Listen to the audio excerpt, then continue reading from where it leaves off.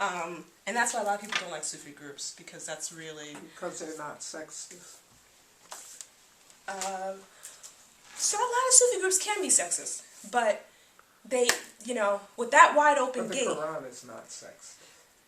I mean, it really talks about equality among men and women. It does. I don't get it. Yeah, it does. It's just... What are the other two? Okay, so I wanted to give you that. The Khalifatul Rasulullah, the Ruhullah, which is all lovely stuff, and Hassan Hussein, their sons. And, so, Shari'at, Tareekat, haqiqat. Haqiqat is the word haq in Arabic, which is the truth. It's also a name of Allah. There are 99 names of Allah. 99 divine names. And we call that the Asma al-Husna. Husna.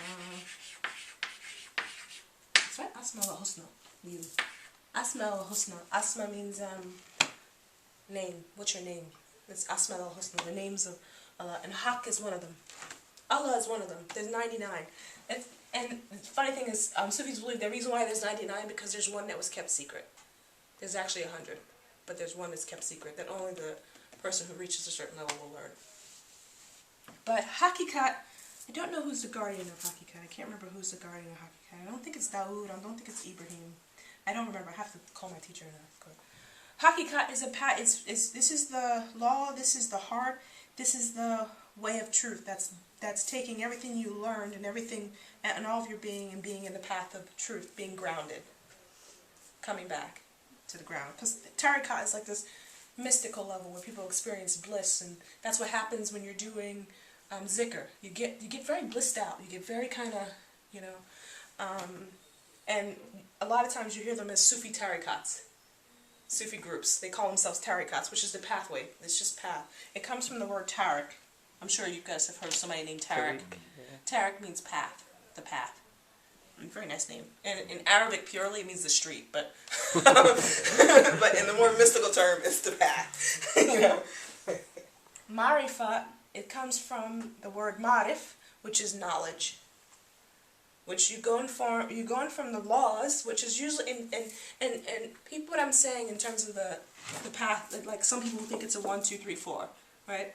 You learn the laws, you understand the rules, you know the structures, you know how many prayers to do, you know what, you know how to do Ramadan, you know how to do you've done your Shahada, you've done all these things if you want to see it that way. Or in Christianity, you know who Jesus is, you know who the saints are, you go to church on Sunday. This is Sharia. That's how they think of it. Or you know the laws, you know the Torah. That's the laws. Tareekat is, now you're at the level of the heart, which is you develop, in Buddhism they call it prajna, where you develop this heart wisdom, where your heart opens up, where you're living more from your heart and less from the rules.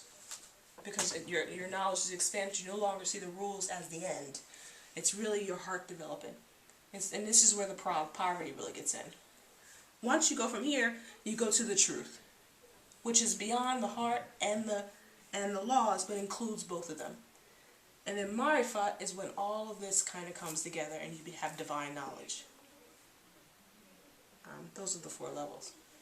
I'm not going to teach the other 3. But I can figure out who the haqiqat and Marifat is. I just love Jesus so much that... Well, that's why sometimes people in Quran, when you read Quran, it tells you you have to study the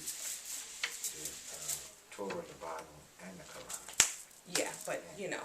Well, I'm just saying study for general knowledge. Yeah. If you do that, you get to the other 2 levels. Right. 99% of the people don't do it. That's what the problem to me in my lifetime I've seen. Right. Because they go into sectors and they go in specific areas of what they want to do. Right. And they don't accomplish it, but they read it every year when they go through Ramadan. Right.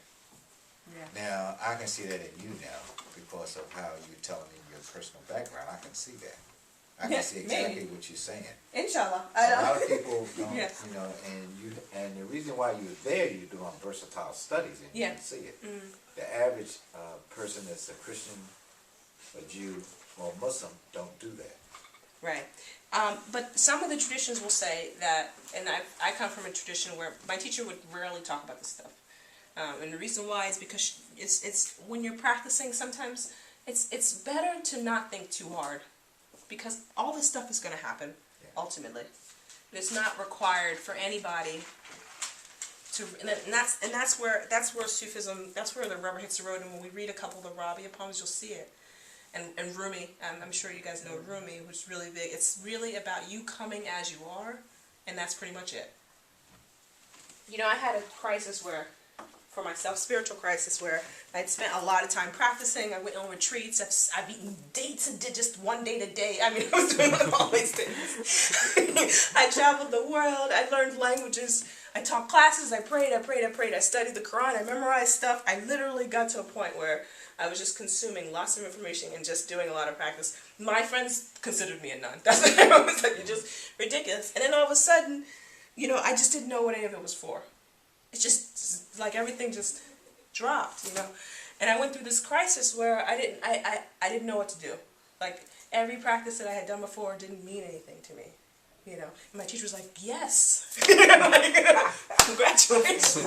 I'm like, what are you talking about? Like, I'm in tears. I'm crying. I'm going to my mom's house, laying on the couch, staring at the ceiling. You know, I didn't know what any of this, I didn't know what was happening to me, you know. And then, you know, I went through about a year of that, and it was very painful, because, you know, that was who I was. You know, I was Aisha Amina, you know. You know, I was like on the path to becoming this great, you know, person. And then all of a sudden that all dropped. And honestly, I wasn't faking it. I wasn't faking, pretending like it worked anymore. It didn't work for me anymore, any of it. And then all of a sudden it dawned on me, without my effort, which is the truth. This is not your effort. This is not you doing anything. Without my effort, all the practices, all the love, all the beauty that I was trying to get just appeared. While I was eating breakfast, like, you know, or while I was with friends that make me nervous because they're doing things that make me nervous, you know, and all of a sudden I heard the La ilaha illallah just came in my heart, you know, just appeared, and it was just doing it. It didn't need me, you know. So sometimes these practices sometimes you don't know. I can honestly tell you that yes, I did all these really great things. I studied all this stuff, and from that moment, it did not help me get anywhere. You know, it actually was the only way anything happened for me is when I let it go, which is some people don't want to hear, because then you're telling people you don't have to practice, and people are like, no, you got to practice, you got to be this and this and that, and maybe that's not true. I don't know. I just know that's what happened with me. Yeah. So I want to quickly go. We got Haq, which is the truth. It's one of the 99 names. There's plenty of them. Wali is one of them, which is friend. My favorite is